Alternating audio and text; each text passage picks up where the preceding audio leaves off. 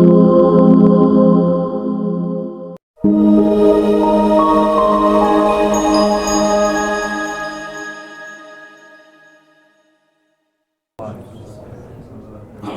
hamdalillah nahmaduhu wa nasta'inuhu wa nastaghfiruhu wa nastahdihi wa na'udzu billahi min shururi anfusina wa min sayyiati a'malina may yahdihillahu fala mudilla lahu wa may yudlil fala hadiya lahu asyhadu an la ilaha illallah wahdahu la syarika lahu wa asyhadu anna Muhammadan 'abduhu wa rasuluhu la nabiyya wa rasula ba'da. Allahumma salli wa sallim ala nabiyyina Muhammadin وعلى آله وأصحابه أجمعين يا أيها الذين آمنوا اتقوا الله حق تقاته ولا تموتن إلا وأنتم مسلمون وبعد. Bapak-bapak, ibu-ibu, rekan-rekan sekalian jamaah salat zuhur yang mudah-mudahan kita semua senantiasa dilimpahkan rahmat, keberkahan dan juga kemuliaan dari Allah Subhanahu wa taala. Alhamdulillah, kita sangat bersyukur pada Allah Subhanahu wa taala di siang hari ini memasuki hari ke-24 di bulan Rabiul Awal 1447 Hijriah yang juga bertepatan dengan tanggal 17 September 2025. Bi'aunillahi wa taufiqihi, dengan pertolongan serta taufik dari Allah Subhanahu wa taala, kita bisa kembali dipertemukan dalam majelis yang mulia, yaitu majelis ilmu.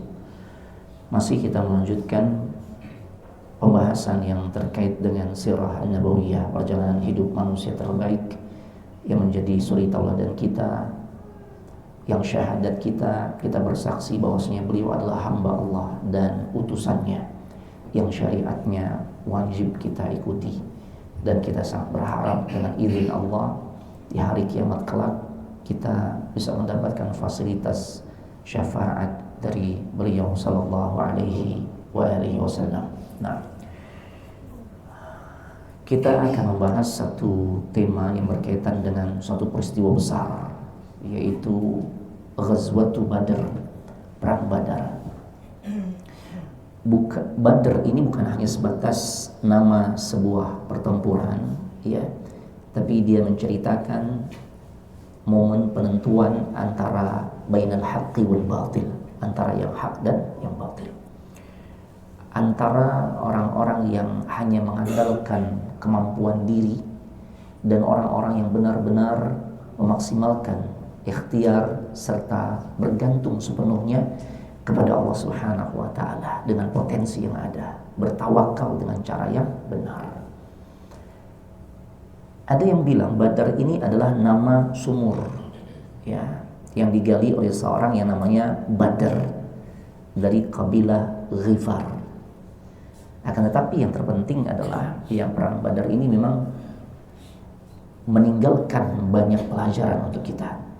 Ya, penamaan perang ini juga beragam. Ada yang mengatakan Ghazwatu Badr al-Uzma, ada juga yang mengatakan Badr Qital, dan ada juga menyebutkan dengan istilah Yaumul Furqan, hari yang menjadi pembeda mana yang hak, mana yang batil. Nah, di dalam Al-Quran itu sendiri pun ada, ya, penyebutan yang mengisyaratkan tentang peristiwa ini, yaitu pada surah Al-Anfal ayat 41. Wa ma anzalna ala abdina yawmal furqan yawmal taqal jam'an. Dan apa yang kami turunkan kepada hamba kami pada hari Al-Furqan. Al-Furqan itu artinya pembeda. Itu hari bertemunya kedua pasukan. Allahu Akbar. Pasukan yang benar-benar mentauhidkan Allah, dan juga pasukan yang justru, ya, melakukan kesyirikan kepada Allah. Sahabat Abdullah bin Abbas radhiyallahu taala anhuma, beliau menjelaskan, innama summiya yaumul furqan li'anna Allah adhara fihi al-haqqa 'ala al-batil. Dinamai peristiwa perang Badar sebagaimana yang Allah sebutkan dalam surah Al-Anfal ayat 41 dengan istilah yaumul furqan, hari pembeda, karena di hari tersebut Allah menampakkan mana yang hak dan mana yang batil. Jadi Badar ini Bukan hanya sebatas perang yang kita ingin dengar ceritanya seperti apa, kronologinya seperti apa, hasil akhirnya bagaimana. Tidak hanya sebatas itu. Momen perang Badar ini menjadi penegasan siapa-siapa orang yang berada ya di pihak Allah dan siapa-siapa yang justru sebaliknya. Dan Allah memberikan kemenangan bagi siapapun yang berada di jalan Allah Subhanahu wa taala. Nah, kita masuk pada momen kronologis atau latar belakang kejadian. Ya. Nah, satu hari sampai berita ke telinga Nabi sallallahu alaihi wasallam bahwasanya Abu Sufyan, Ustaz, Abu Sufyan kan sahabat Nabi. Ini kejadian sebelum beliau menjadi seorang sahabat, belum masuk Islam. Abu Sufyan masih berada di kubu atau barisan musuh, bahkan menjadi pemimpinnya. Ya, salah satu pemimpinnya selain Abu Jahal dan sebagainya.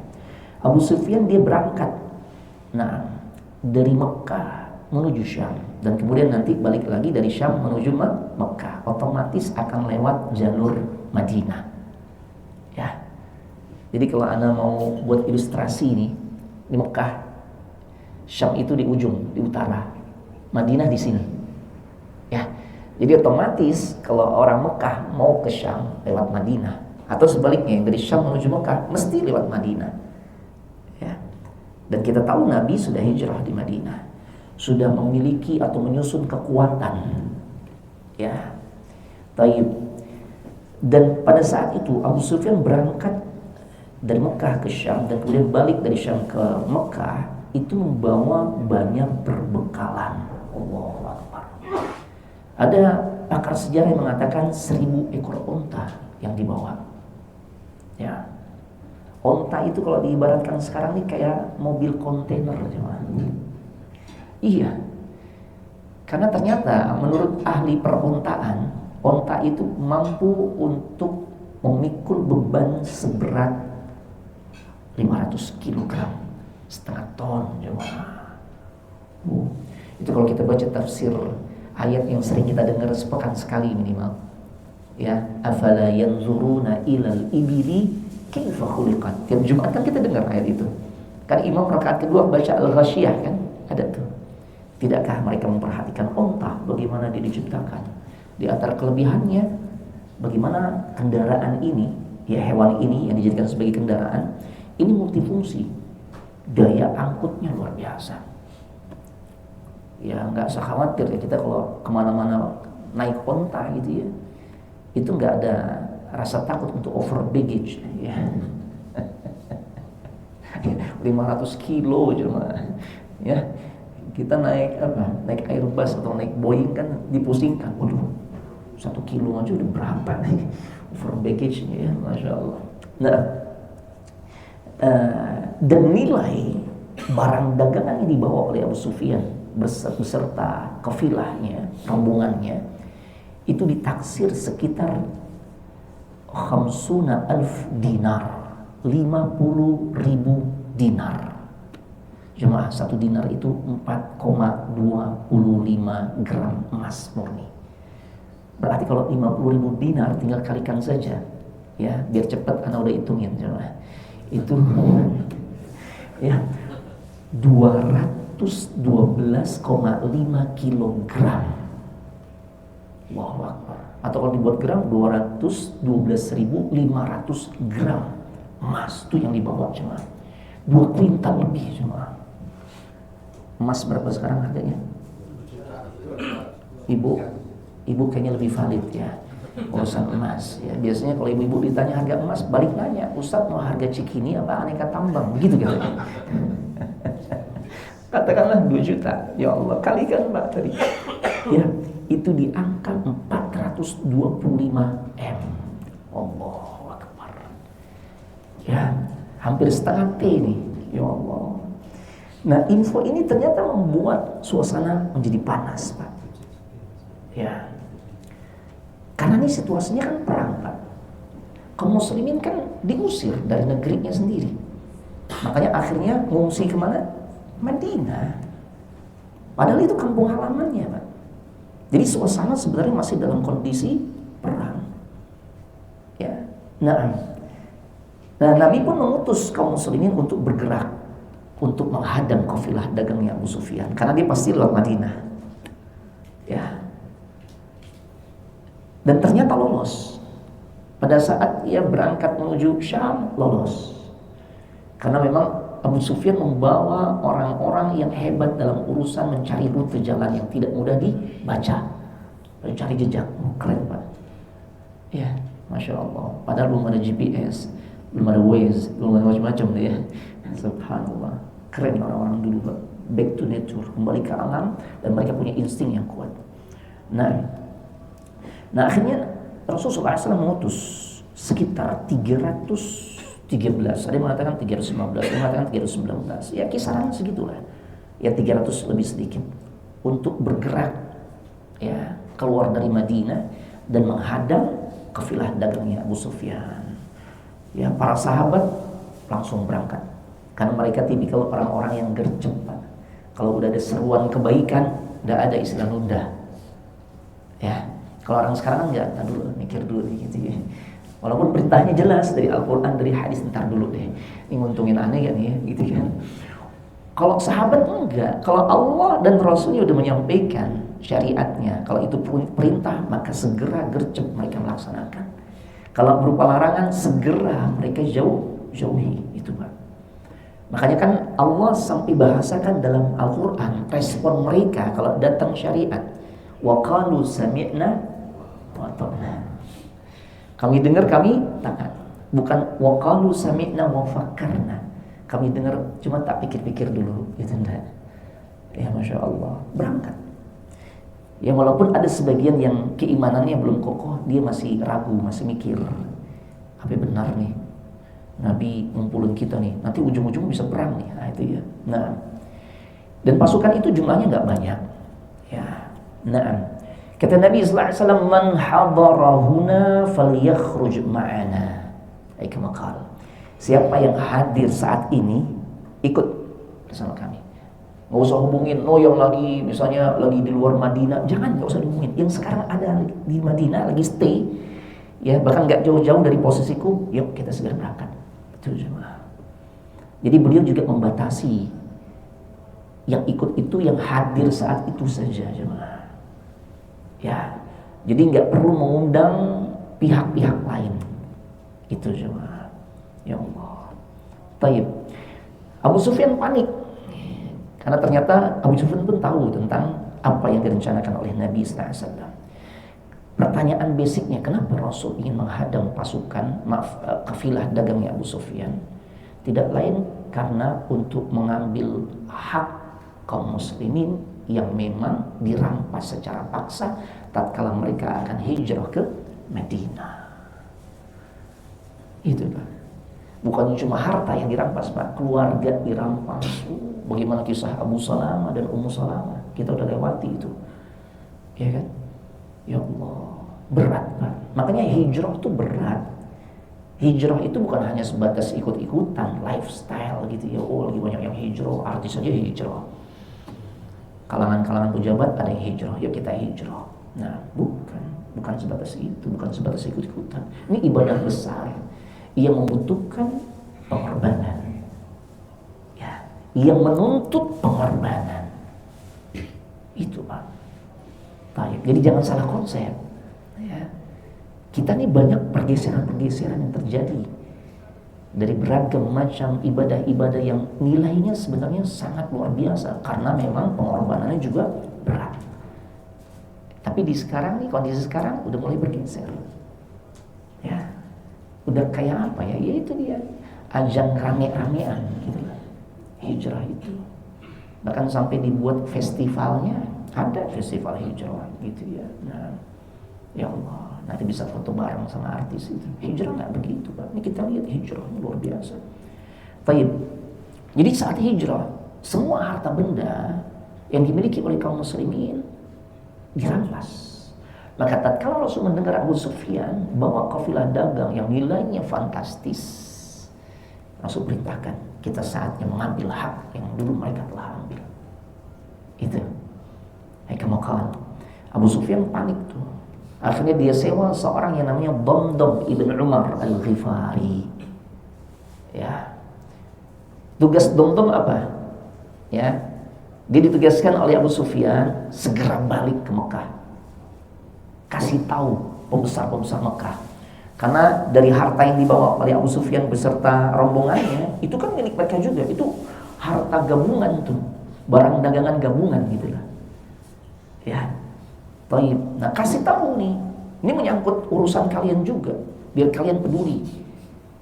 Harta yang aku bawa ini beserta rombongan ini terancam. Ya, Masya Allah akan diambil oleh kaum muslimin. Padahal kaum muslimin cuma mengambil haknya, karena memang mereka yang lebih dulu yang melakukan kezaliman. Nah, akhirnya Domdom menjalankan misinya. Dipotong sebagian hidung onta tersebut, kemudian dirobek-robek pakaian bagian depan dan belakangnya sebagai ekspresi yang semakin meyakinkan orang-orang Mekah bahwasanya ini benar-benar terjadi gitu loh.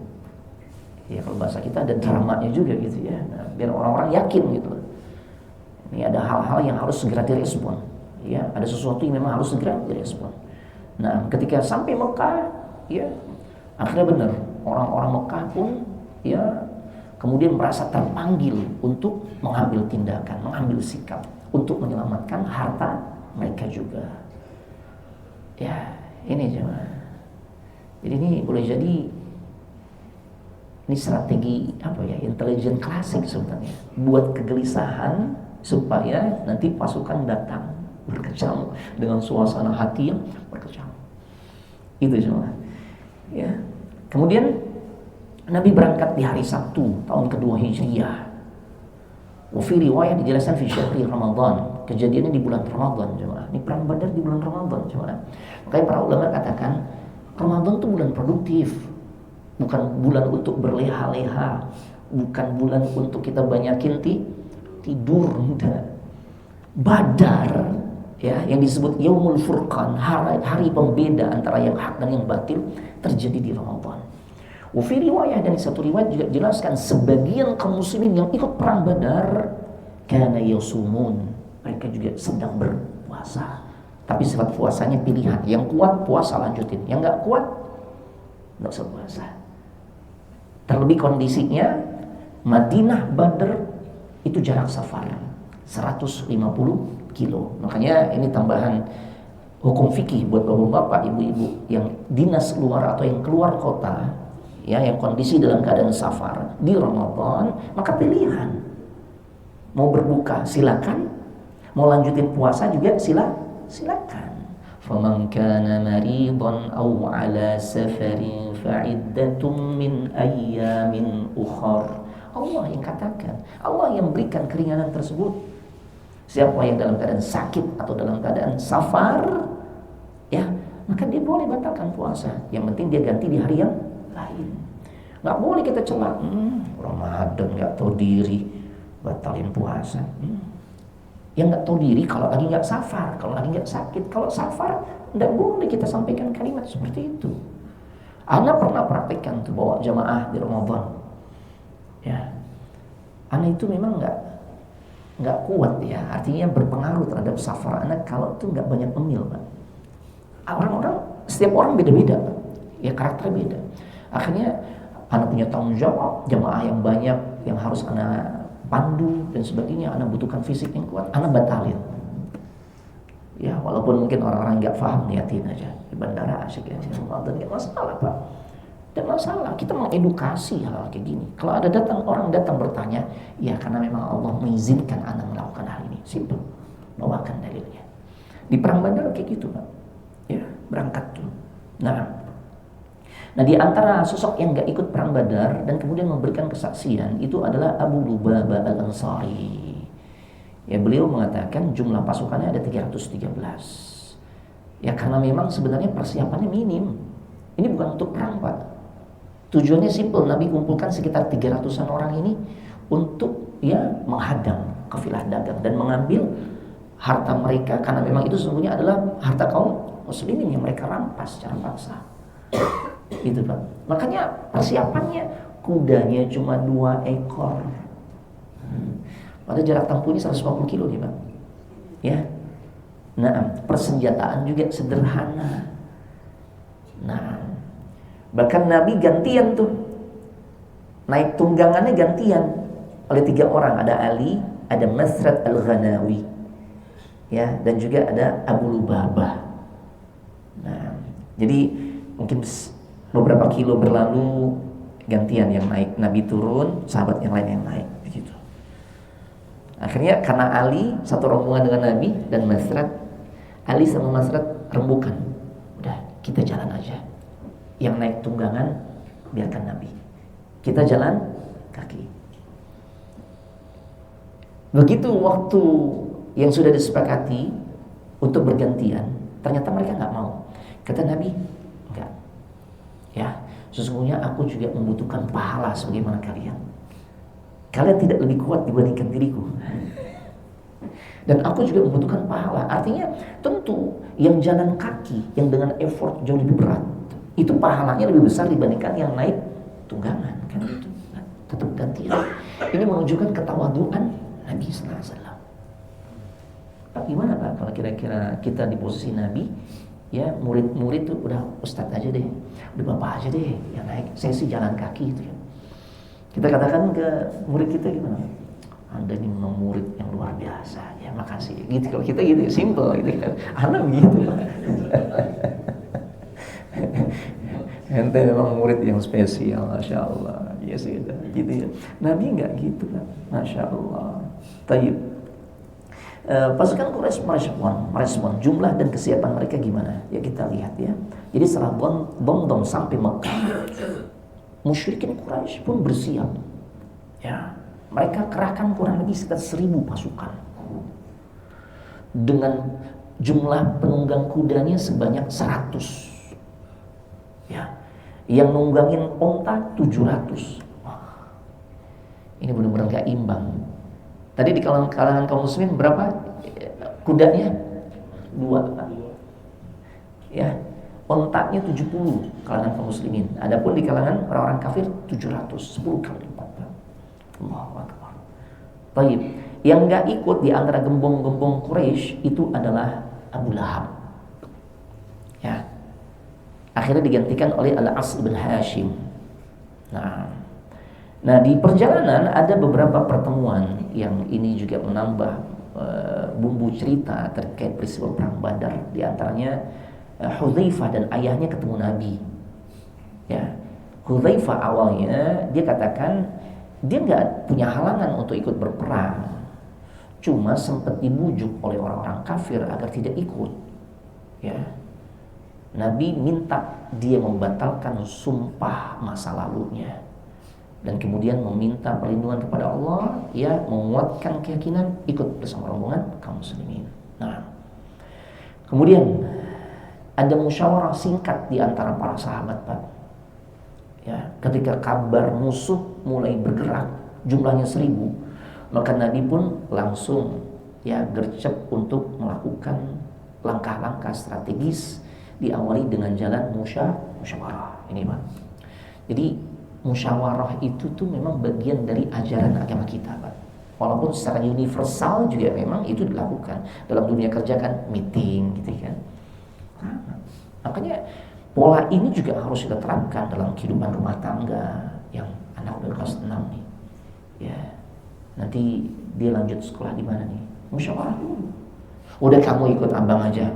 Ya terima beres. Ya, jangan begitu, musyawarah. Siapa tahu istri punya ya informasi yang lebih banyak dan lebih bagus dibandingkan yang kita miliki, Pak. Kan gitu, musyawarah.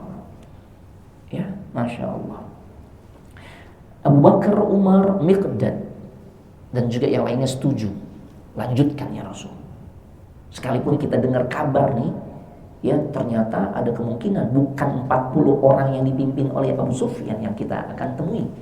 Bisa jadi justru pasukan yang jumlahnya lebih besar, yang dibawa kepemimpinan Abu Jahal, jumlahnya 1000. Kata Miqdad, kata Abu Bakar, kata Umar dan sahabat-sahabat yang lain, terus ya Rasul. Ya, baik. Kita akan ikut engkau kemanapun engkau menuju.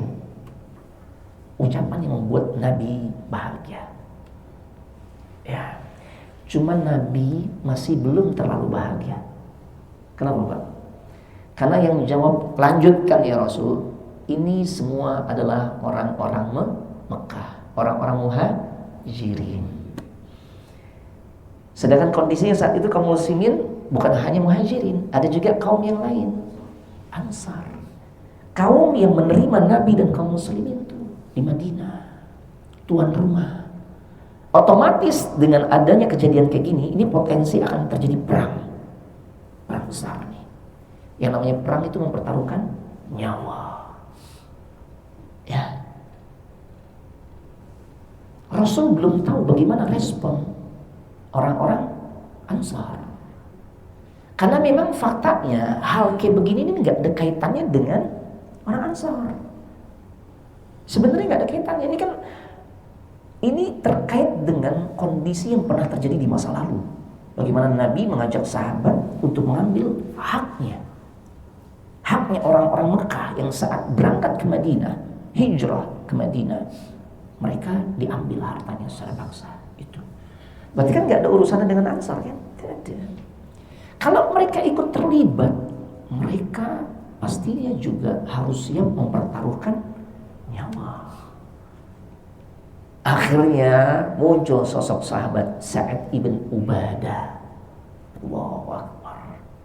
Dia berdiri dan berkata dengan penuh semangat, walaupun aku atau kami semua orang-orang Ansar diperintahkan oleh engkau ya Rasulullah untuk terjun ke lautan dan kita harus berenang menuju dasar lautan, kita akan ikut engkau ya Rasul. Keren jemaah. Enggak cukup Sa'ad ibn Ubadah. Sa'ad ibn Ubadah itu baru mewakili satu kelompok Ansar. Padahal orang Ansar ada dua suku, ada Aus dan Khazraj. Ya, dari kubu Khazraj ya ada Sa'ad ibn Mu'adz. Dikatakan ya dengan perkataan yang serupa. Kalau bahasa kita, sampai titik darah penghabisan ya Rasul. Pernyataan dua tokoh Ansar ini mengangkat moral ya kaum muslimin yang saat itu mayoritas adalah ya yang terlibat adalah orang-orang muhajirin. Ini luar biasa jemaah. Ya. Nah, ya kita kalau melihat secara hitungan logika, ya hitungan matematis, pasukan muslim kalah jauh jemaah.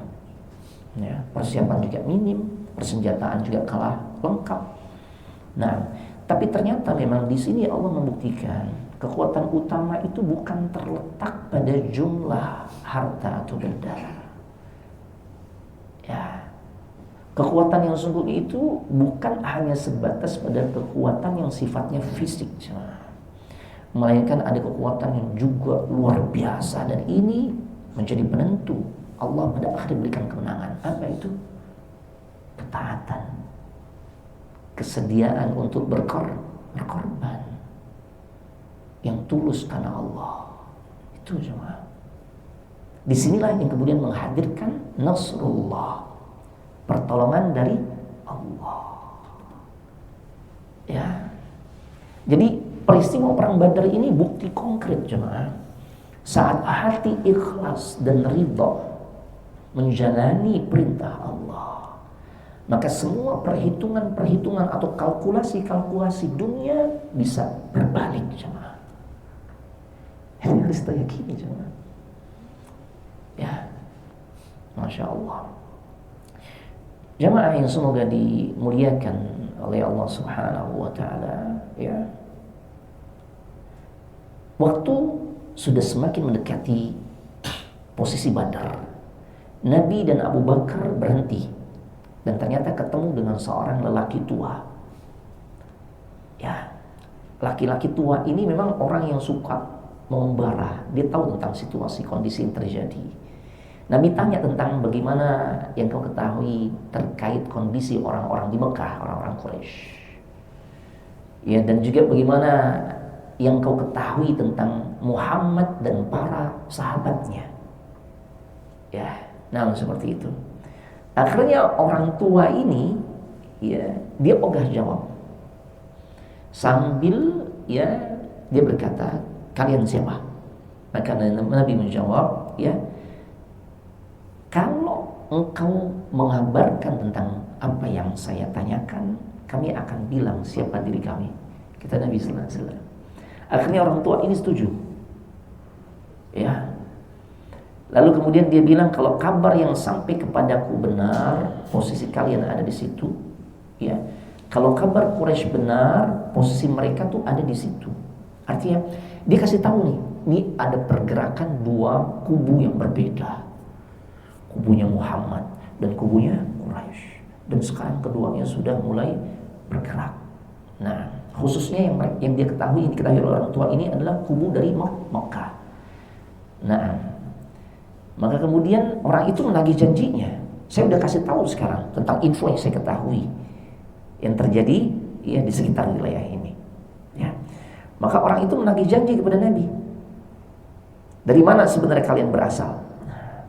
Nah, karena kan Nabi tahu nih orang tua ini nih bisa jadi ini adalah intelnya orang-orang Mekah. Dan Nabi nggak ingin memberitahu tentang hal itu. Namun di sisi lain beliau juga sudah terlanjur ya menyampaikan janji, saya akan beritahu siapa kami. Ya, Nabi mengatakan ketika dia nagih, saya sudah penuhi janji saya, sekarang giliran kalian, siapa kalian? Maka Nabi, dari mana kalian berasal? Ya, dari mana kalian berasal, itu pertanyaannya. Maka Nabi menjawab, nahnu minal ma. Ya. Nah, kami ini berasal dari air. Ya. Nama di sini ini multi tafsir. Ada satu wilayah yang ada di negara Irak, itu yang disebut dengan wilayah Ma. Gitu ya. Di sisi lain makna Ma itu adalah air. Ya, kalau bahasa Arab gaulnya muya, gitu ya. Nah, dan ini cara Nabi untuk bertauriah.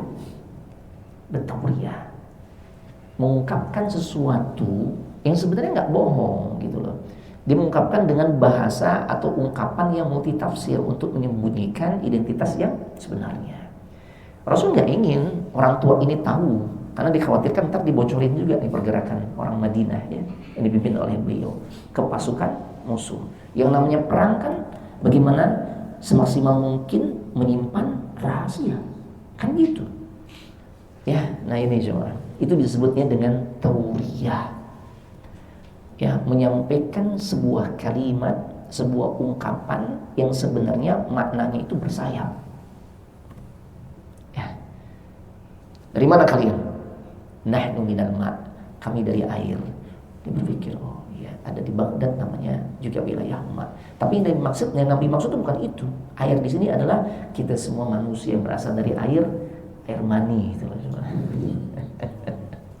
Itu jemaah. Ya.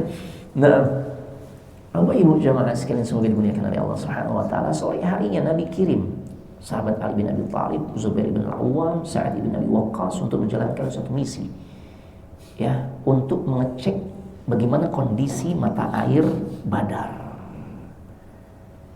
Ya. Nah, awalnya mereka dapetin ya dua pemuda lagi ngambil air di sumur tersebut. Nah, dan dia mengaku cuma bertugas mengambil air untuk minum onta. Tapi kemudian didesak. Insting yang ada atau yang dimiliki oleh sahabat Ali, Zubair dan Sa'ad bin Abi Waqqas, ini tiga-tiganya jagoan di tubuh kaum muslimin jemaah. Ini kalau perang zaman dulu kan sebelum terjadi perang kolosal, itu duel satu lawan satu. Tiga orang ini hampir selalu maju duluan jemaah. Ya, Masya Allah. Taib. Awalnya ketika didesak, ditanya-tanya, diinterogasi, kalian ngapain ngambil air di sini? Ya, tiga orang ini tahu nih, Ali tahu, Zubair dan Sa'ad itu sudah mulai membaca nih, ini kayaknya dari pasukan musuh nih. Artinya informasi yang akan didapatkan oleh Ali dan dua orang sahabat ini akan menentukan bagaimana kaum muslim pada akhirnya tahu sudah di mana nih posisi pasukan musuh gitu loh. Ya kan nggak semudah sekarang Pak, gitu ya. Zaman dulu tuh memang harus benar-benar mengandalkan kemampuan ya membaca situasi dan kondisi tanpa bantuan alat Pak. Awalnya cuma ngaku ya buat ngasih ontak gitu ya, tapi setelah didesak akhirnya mereka ngaku kita ini kami berdua ini adalah khadim ya, khadiman pembantunya atau asistennya Abu Sufyan. Ya. Nah, taib. Akhirnya apa yang terjadi? Dua orang yang sudah mengaku ini, kita nih asistennya Abu Sufyan, dipukul sama Ali dan dua orang sahabat, yaitu Zubair dan Sa'ad bin Waqqas. Dan Nabi mengetahui peristiwa pemukulan ini. Nabi menegur Ali dan dua orang sahabat lainnya. Kata Nabi, ketika mereka jujur kalian pukul. Ya, in sadaku fatadribuha wa fadribuhuma. Ketika mereka jujur kalian kok pukul. Kalau mereka bohong, kalian tinggalkan. Padahal mereka memang pembantu Quraisy. Jangan kalian perlakukan seperti itu. Ini dalam situasi genting aja, Pak. Masih memperhatikan adab, Pak. Bagaimana mensikapi orang lain. Dan itu musuhnya. Ini, Pak. Makanya, ini orang gak paham Islam, Pak. Kalau mengatakan ajaran Islam, ajaran barbar lah. Gimana barbar? Ini musuh, Pak. Tapi Nabi tegur, gak boleh perlakukan seperti itu. Dia sudah jujur, sudah, kita udah dapat info. Cukup tinggalkan saja sebenarnya. Masya Allah.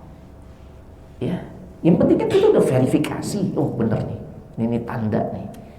Ya ini tanda nih pasukan mana nih yang lebih mendekat. Nah, ternyata Abu Sufyan. Nah, tapi karena kelihayannya ternyata berhasil tuh Abu Sufyan melewati ya pasukannya kaum muslimin. Artinya dia selamat, Pak. Apa itu? Ya karena dia mau bawa orang-orang yang memang jago untuk mencari rute alternatif. Ya.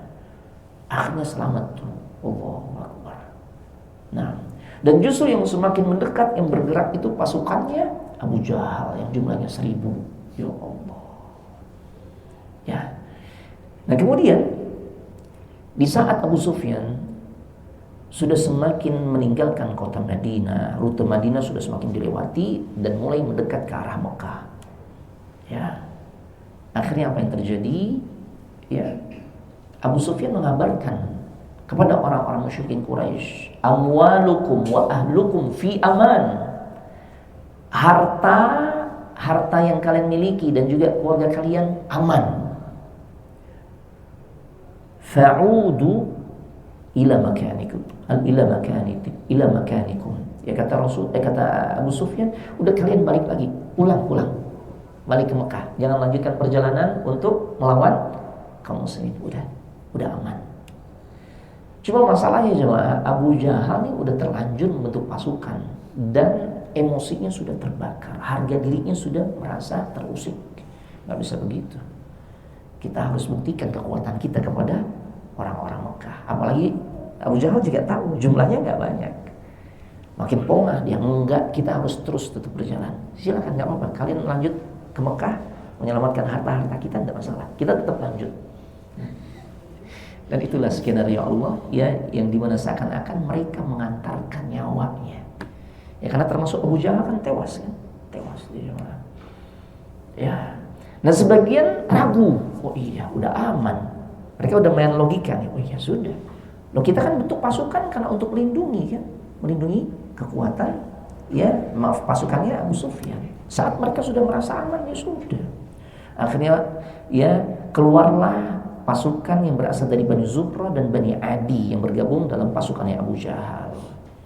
Dalam satu riwayat dikatakan jumlah awalnya sekitar 1.200-an, tapi kemudian bergeser, berkurang 1.000, jadi berkurang 200 jadi tinggal 1.000 cuma. Jadi ada perpecahan secara psikologi antara ya yang masih tetap mempertahankan gengsi dan yang sudah merasakan syirik di hatinya. Itu cuma. Dan jadi itulah kronologi sehingga pada akhirnya nanti bertemulah pasukan kaum muslimin yang jumlahnya 300-an dengan pasukan yang sebenarnya tidak dikehendaki. Yang Rasul rencanakan itu menghadang pasukannya Abu Sufyan yang jumlahnya 40. Tapi ternyata yang Allah kirimkan untuk dihadapi oleh kaum muslimin yang berapa jemaah? 1.000 jemaah. Allahu Akbar. Bagaimana kisah selanjutnya kita lanjut nanti insyaallah di pertemuan berikutnya jemaah. Barakallahu fiikum. Ya, ini bisa saya sampaikan karena waktu mepet. Subhanakallahumma wa bihamdika asyhadu an la ilaha illa anta astaghfiruka wa atubu ilaik. Assalamualaikum warahmatullahi wabarakatuh.